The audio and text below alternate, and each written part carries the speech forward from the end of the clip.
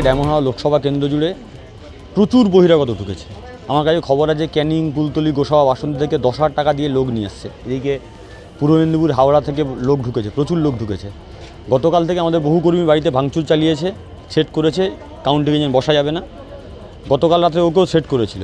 ও আজকে যথারীতি বিকেলবেলা যখন বাড়ি থেকে বাইরে বেরোয়েছে, ওর বাড়ি আটকিশরামপুর, বাড়ি থেকে বেরোনোর পর ওখান থেকে তুলে নিয়ে গিয়ে রত্নেশ্বর পার্টি অফিসের মধ্যে তৃণমূলের ওখানে বহিরাগত গুন্ডা আর লোকাল পঞ্চায়েতের স্বামী ছিল আর কিছু লোকজন ছিল, বন্দুক হাতে, বন্দুক লোহার রড নিয়ে গিয়ে বেধড়ক মারধর করেছে, বন্দুকের বাঁট দিয়ে বুকে মেরেছে। এখন মানে ভয়ানক অবস্থা।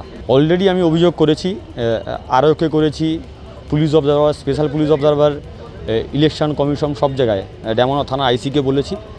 আইসি রেসপন্স করেছেন, পুলিশ অবজারভার রেসপন্স করেছেন, দেখছি বলেছেন।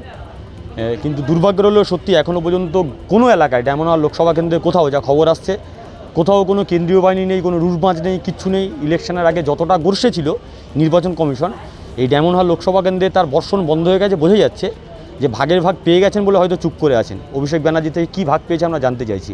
কেন নীরব দর্শক হয়ে বসে আছে? ডায়মন্ড লোকসভা কেন্দ্রে মানুষ ভোট দিতে পারবে না?